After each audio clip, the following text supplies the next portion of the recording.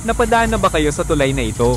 Ito ang tulay sa Barangay Balbalino, sa bayan ng Gimba. Sa ilalim ng tulay, makikita ang tag-ibang na posteng tumutukod sa tulay. Nauupa na rin ang lupa sa dulo ng tulay. Paano kung lumindol o magkaroon ng malakas na mga pag-ulan? Baka lalong tumagibang ang tukod sa tulay. O maukat pa ang lupa sa dulo ng tulay. Nakababahala, di ba? Sinasabi ng mga madalas dumaan sa tulay na matagal ng ganyan ang kalagayan ng tulay sa Balbalino, ngunit wala silang ibang madaanan. Noong nakaraang taon, ika-13 ng Setyembre taong 2024, dumalaw si Pangulong Ferdinand Marcos Jr. sa Gimba para sa isang ilulunsad na programa. Hindi sinayang ni Mayor Doc Lito Galapon ang pagkakataon.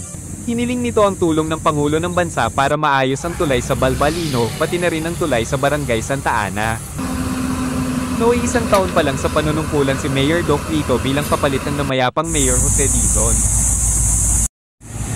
Hindi nabigo si Mayor Doc Lito sa kahilingan dahil ngayon ay ginagawa na ito. Salamat kay Pangulong BBM. Salamat kay Mayor Doc Lito Galapon.